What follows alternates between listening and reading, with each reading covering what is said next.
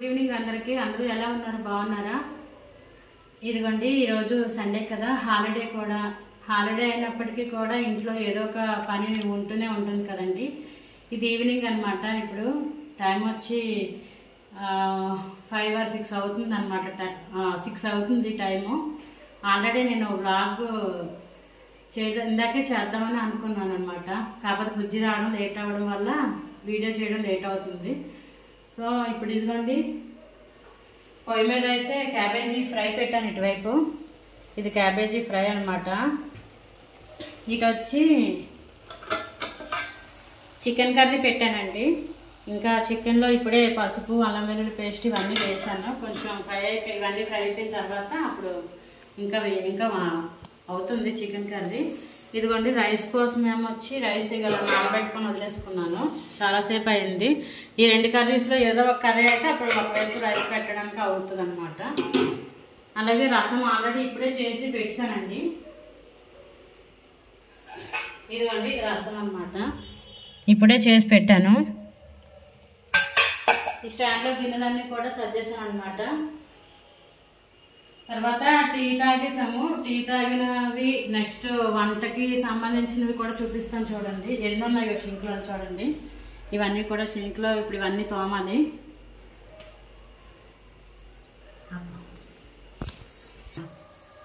ఇదిగోండి, chicken curry అవుతుంది. ఇవి దగ్గరగా ఫ్రై అయిపోయింది ఆల్రెడీ. ఇప్పుడు కారం వేసుకుందాం. ఇందులో చూపిస్తాను కారం. చాలా రోజుల తర్వాత చికెన్ కర్రీ చేస్తున్నానండి. ఇంతకుముందు చేశాను, అంటే ఇంచుమించు 20 days అలా అవుతుంది. కాకపోతే నా డిన్నర్ వీడియోస్లో మీకు చికెన్ ఐటమ్ చూపించాను. కాకపోతే అది మా వదిన ఇచ్చింది, లేదంటే శివ ఇచ్చింది, ఇంకా ఎవరో ఇచ్చినప్పుడు తిన్నా. అంటే నాన్ వెజ్ తినకపోవడం ఏం లేదు, చికెన్ తిన్నాను. కానీ మా ఇంట్లో ప్రిపేర్ చేయడం మాత్రం చాలా రోజుల తర్వాత చేస్తున్నాను అనమాట.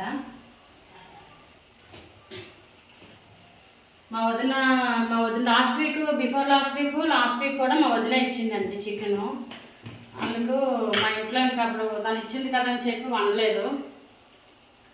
ఈరోజు యాక్చువల్లీ మటన్ కర్రీ చేద్దాం అనుకున్నాను నేను. కాకపోతే మా అన్నయ్య మటన్ అయితే నేను కొనండి, మా అన్నయ్య తీసుకొస్తారు ఫ్రెష్గా. వాళ్ళకైతే మంచిది ఇస్తారనమాట. అదే ఇప్పుడు నేను వెళ్తే మోసం చేసేస్తారే, మంచిది ఇవ్వకపోవచ్చు అని చెప్పి ఇంకా అందుకని చెప్పి మేము మటన్ తీసుకురాలేదనమాట. అన్నయ్య ఏమో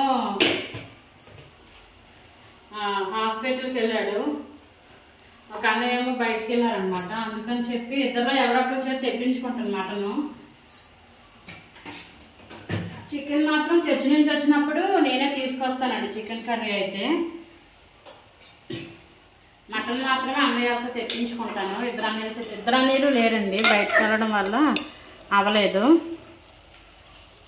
అందుకని చికెన్ చేస్తున్నాను అనమాట. చేపలు అంటే నేను చర్చి నుంచి వచ్చేసరికి 1 o'clock అయిపోద్దండి. అప్పుడు చేపలు ఫ్రెష్గా ఉండవు. అదే ఎర్లీ మార్నింగ్ అంటే 7 to 10 లోపు అయితే కొంచెం ఫ్రెష్గా ఉంటాయి. అందువల్ల ఫిష్ తేడానికి మార్నింగ్ పూట సండే అవ్వదండి.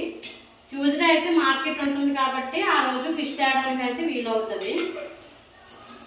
ఇలా కారం వేసాను కదా, ఇది కలుపుకొని కొంచెంసేపు దీన్ని ఇలాగా అడ్డించుకోవాలి.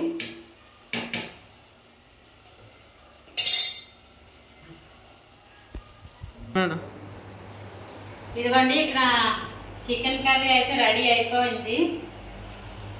ఈ కన్సిస్టెన్సీలో ఉంచుదాం, ఎందుకంటే గ్రేవీ ఉండాలి కదా, అందుకని చెప్పి కొంచెం ఈ చికెన్ కర్రీ అయిపోతే ఈ ప్లేస్లో రైస్ పెట్టాలి. రైస్ నానబెట్టి చాలాసేపు అయిపోయిందండి. ఇటువైపు ఏమో క్యాబేజీ ఫ్రై పెట్టేశాను. ఇందాక నుంచి అవుతుంది ఫ్రై క్యాబేజీ. మీడియం ఫ్లేమ్లో పెట్టుకోవాలంటే ఆరిపోద్దండి ఇటువైపు స్టవ్. అదే ఒకవేళ లో ఫ్లేమ్లో పెడితే చిన్న మంట వచ్చి లేట్గా అవుద్ది, హై ఫ్లేమ్లో పెడితే మాడిపోద్ది. ఎటన్నా బాధే. ఇంకా అందుకని చెప్పి ఇలాగా ఇంకా లో ఫ్లేమ్లో పెట్టే వదిలేసానండి దీన్ని. ఇటువైపు అయితే ఈ చికెన్ పెట్టిన స్టవ్ అయితే కొంచెం త్వరగా పెద్ద మంట వచ్చి బాగానే అయిపోద్ది అనమాట. ఇది మాత్రం చాలా టైం పడుతుంది. క్యాబేజీ ఉడకడమే చాలా టైం పడుతుంది కదండి. నేను కర్రీ చేయట్లేదు, ఇది ఫ్రై చేస్తున్నాను. మార్నింగ్ కోసం ఇప్పుడే ప్రిపేర్ చేసుకుంటున్నానండి క్యాబేజీ మాత్రం. ఎందుకంటే మార్నింగ్ ఇది ఉడికేసరికి చాలా టైం పడుతుంది, అందుకని చెప్పి ఇప్పుడే ఫ్రై చేసుకుంటున్నాను. దీన్ని ఫ్రిడ్జ్లో పెట్టినా ఏం కాదు కదండి, పాడవదు కదా, అందుకని చెప్పి నేను ఏ కర్రీస్ చేసినా లో ఫ్లేమ్లో పెట్టే చేస్తాను అనమాట. ఇంకా చికెన్ కర్రీ అయితే దీన్ని దించేస్తాను. ఈ కన్సిస్టెన్సీ ఉంటే సరిపోతుంది.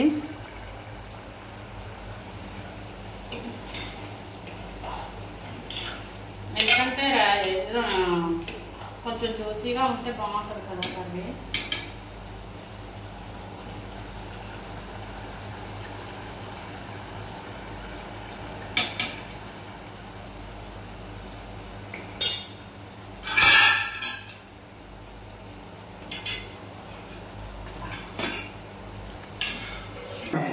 ఇదిగోండి ఇక్కడ రైస్ అయితే పెట్టేశాను.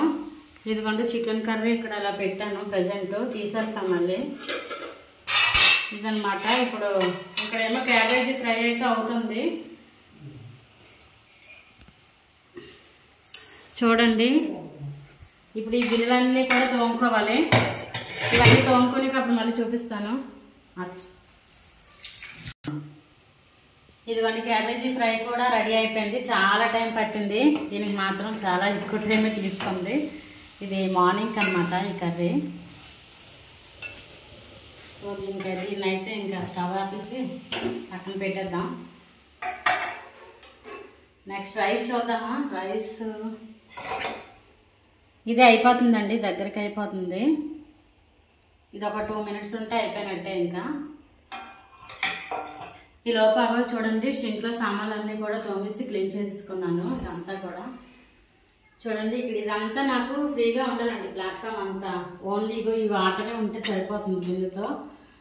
ఇది మంచినీళ్ళు అనమాట, డ్రింకింగ్ వాటర్. ఇదంతా ఇలా ఫ్రీగా ఉంటేనే నాకు ఇష్టం. ఇక్కడ నేను చికెన్ కర్రీ ఇవన్నీ పెట్టాను కదా, ఇవి తీసేసి అక్కడ షెల్ఫ్లో పెట్టుకుంటాను అనమాట.